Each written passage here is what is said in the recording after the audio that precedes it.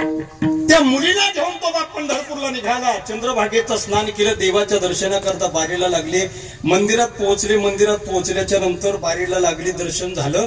दर्शन झाल्याच्या नंतर त्या मुलीनं पांडुरंगाचं दर्शन घेतलं, त्याच्याकडे डोळे भरून पाहिलं. एकदा त्या मुलीनं त्या पांडुरंगाचं सुंदर नयनरम्य दृश्य डोळ्यानं डोळे भरून पाहिलं आणि त्या मुलीची एकटक नजर त्या देवाकडे लागलेली. पाहता श्रीमुख सुखावले सुख डोळी याची भूक नवजे माझ्या. एकटक नजर त्या मुलीची डोळ्या देवाकडे आहे. त्या मुलीचं नाव होतं संत जनाबाई. त्या मुलीनं देवाला आपलंसं करून घेतलं होतं आणि देवानंही त्या जनाबाईला आपलंसं करून घेतलं होतं. जनाबाईच्या बापानं आवाज द्यावा, ए जना, काय बाबा चल आवर, आता जावं लागेल, आपल्याला परतावं लागेल, घरी निघावं लागेल. जनाबाईनं सांगितलं, बाबा मी आतापर्यंत आयुष्याचा कार्यकाल माझ्या बापाकडे राहून खर्च केला. राहिलेलं आयुष्य मला जगाच्या बापाच्या चरण सानिध्यात खर्च करायचे. या देवाची पंढरी आणि या देवाचं चरण सानिध्य सोडून मला कुठे येण्याची इच्छा नाही. जनाबाईची नजर देवाकडे आहे, बापाकडे दुर्लक्ष आहे. देवाकडे पाहते, एकटक नजर आहे. आणि देवाकडे पाहता पाहता जनाबाईच्या डोळ्यात पाणी आलं. कंठी प्रेम दाटे, नयनी नीर लोटे, हृदयी प्रगटे रामरूप. जनाबाईच्या डोळ्यात पाणी आहे.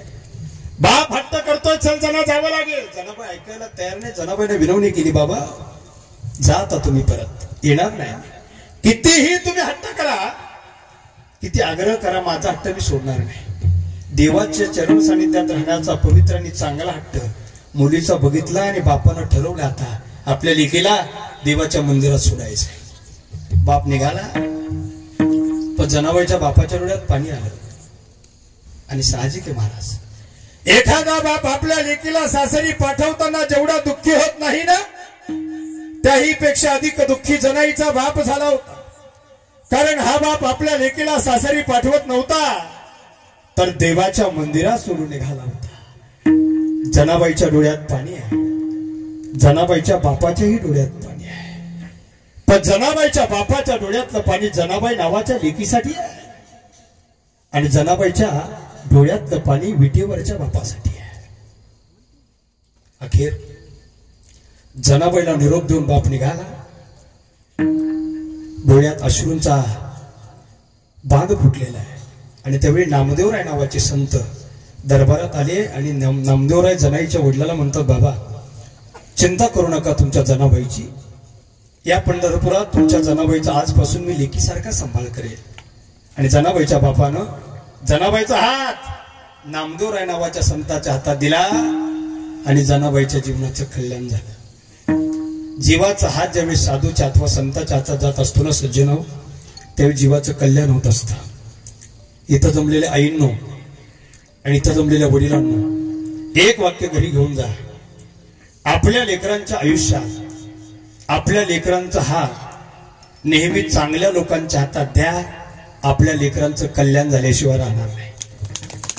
आणि आपल्या लेकराचा हात का चुकीच्या लोकांच्या हातात गेला तर सत्यानाश झाल्याशिवाय राहणार नाही. लोक म्हणते, महाराज आम्हाला तिथं पोरगी द्यायचीच नव्हती, पण ते झिरपीचा पाहुणा ऐकनाच. सत्यानाश.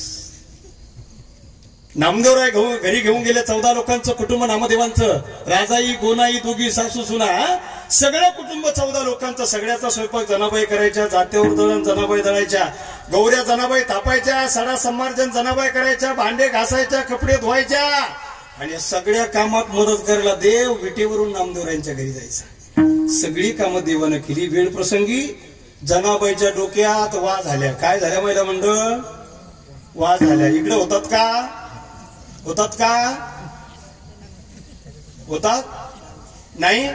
वा. जनाबाईच्या डोक्यात वा झाल्या तर जगाच्या मालकाने यावं, जनाबाईला स्वतःच्या हाताने नाव घालावं. अरे कोणतंही काम बघता करता करावं लागलं तरी तो भगवान परमात्मा करतो, कारण हा भगवंताच्या जीवनातला धर्म आहे. विठ्ठला.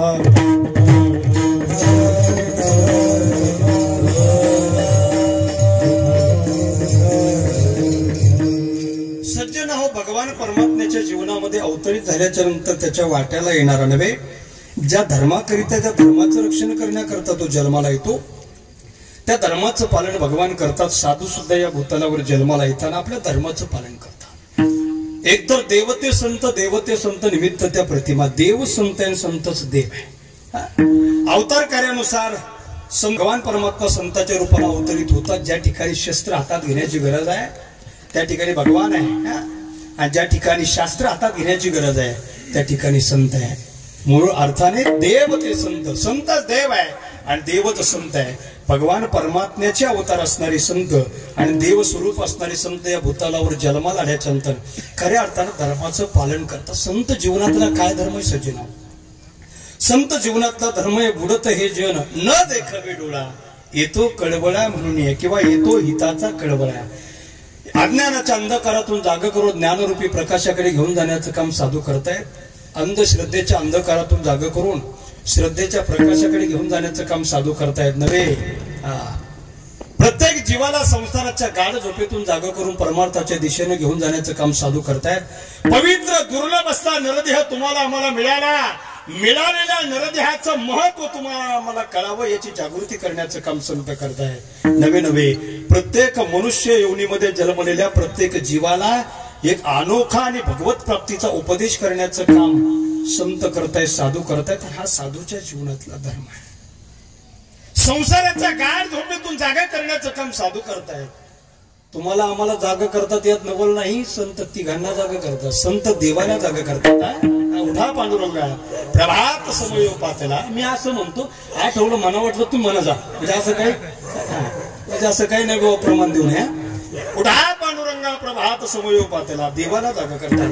उठा उठा साधू संत, साधा पुलाले हित, गेला गेला हा नरदेव. तुम्हाला आम्हाला सुद्धा साधू संत म्हणून उपदेश करतायत. जीवाला उपदेश करतायत, साधूला जीवाला जागा करतायत, संताला जागा करतायत, भगवंताला जागा करतायत. कीर्तनामध्ये आल्याच्या नंतर बडबड केली किंवा कीर्तनात आल्याच्या नंतर झोप घेतली किंवा भजनी विक्षेपतीची काही मरण. भजनामध्ये जर विक्षेप कुणी आणला तर पुढच्या जन्मात तुझी इच्छा आमच्या पार्टीत घ्यावं पण आम्ही घेणार नाही, कारण मागच्या जन्मात चांगले काम पिस्तुल्या, मागच्या जन्मामध्ये चांगलं काम केलं नाही, मागच्या जन्मात माळकरी होतास तरी खोड सोडली नाहीस, आता तुला असंच भुकावं लागणार आहे. महाराज नरदेह आपल्याला कळाला, मिळाला पण कळाला आणि आपल्याला कळावा यासाठी जे उपदेश करतात ते साधू आहे. आणि तुम्हाला आम्हाला नरदेहाची किंमत कळावी असा उपदेश करण्याचा सुद्धा संत जीवनातला धर्म आहे. विठ्ठला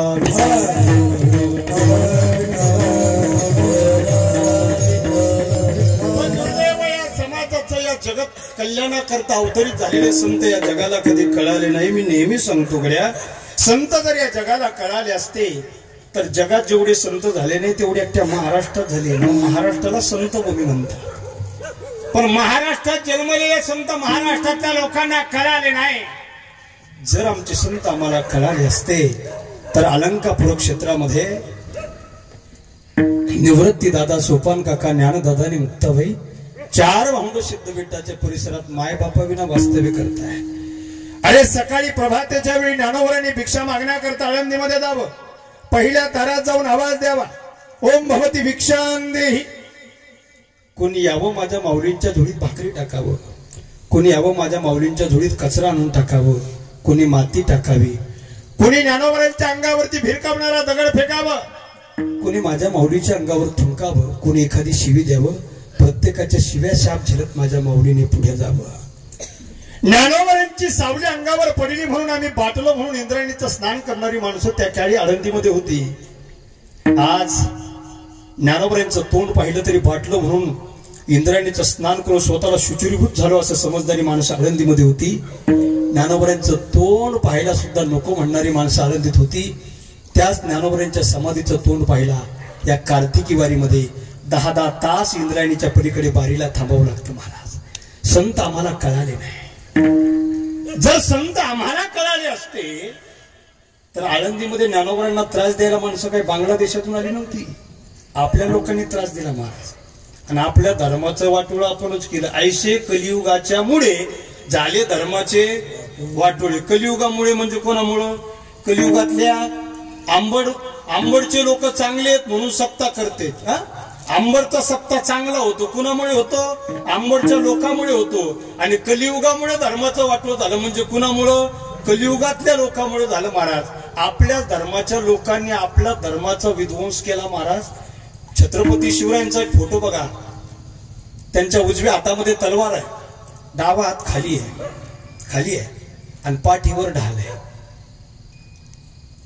मला एकदा व्याख्यान संपलं आणि एक छोटीशी मुलगी शाळेमध्ये व्याख्यान होतं आणि तिनं मला तो फोटो दाखवला. म्हणजे महाराज तुम्ही महाराजावर एवढं बोलले, आता मला सांगा जर लढाई करायची तर उजव्या हातात तलवार तर डाव्या हातात ढाल पाहिजे, महाराजांच्या पाठीवर ढाल का?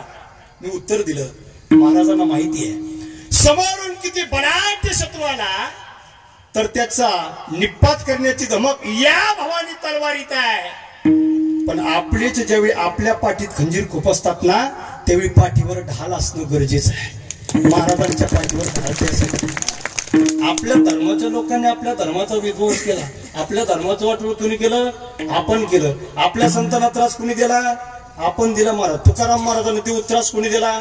तुकाराम महाराजांना देवमध्ये त्रास द्यायला माणसं काय पाकिस्तानातून आले? अरे देऊतली माणसं होती. देऊतल्या लोकांना देऊतल्या तुकोबा सहन झालं नाही. कधी कधी चीड येते महाराज. मी प्रामाणिक आणि स्पष्ट बोलणारा माणूस आहे. भविष्यामध्ये जर प्रामाणिक आणि स्पष्ट बोलण्यामुळे कीर्तन सोडून देण्याची वेळ आली तरी सोडून देऊ, पण गळ्यातली माळ आणि वारकरी संप्रदायाची तत्व कधी सोडणार नाही. जो धर्म माझ्या ज्ञानावरांच्या झोळीत माती टाकतो तो धर्म आपला कसा असू शकतो? पावशे महाराज. जो धर्म माझ्या पंचमवेद निर्मात्या तुकोबांना देऊच्या बाहेर हाकलतो जयस्वाल महाराज, तो धर्म आपला कसा असू शकतो? वैराग्य मूर्ती तुकोबा गावातल्या लोकांना त्रास होऊ नये म्हणून भंडाऱ्या डोंगरावर भजन करायला जातात. तिथं नाचणाऱ्या बाईला पाठवणारे जे लोक ज्या धर्माचे असतात तो धर्म आपला कसा असू शकतो? आपल्याच लोकांनी आपल्या धर्माचं वाटोळ करण्याचं काम केलं. सज्जनाओ, पैठणच्या शांतीप्रमाण नाथ महाराजांना कुणी त्रास दिला? आपल्या लोकांनी त्रास दिला. एक प्रमाण अपवाद आहे संत मांदियाईला त्रास देणाऱ्या मध्ये, ते नाथ महाराजांच्या संदर्भानं यवन अंगावरी थुंकला आणि प्रसाद देऊनी मुक्त केला. एवढंच प्रमाण अपवाद आहे. पावशे महाराज यवन अंगावरी थुंकला. यवन म्हणजे कोण? एक मुसलमान नाथाच्या अंगावर थुंकला. पण एक वाक्य बोलू, नाथाच्या अंगावर थुंकणारा मुसलमान आहे, पण थुंकायला लावणारे आपलेच आहे. आपल्याच लोकांनी संतांना त्रास दिला. संतांना प्रचंड त्रास झाला सुद्धा तरी संत जगाच्या कल्याणा, संतांच्या विभूती देह कष्ट परोपकार या जगावर उपकार करण्याचा धर्म कधीही सोडत नाही. विठ्ठल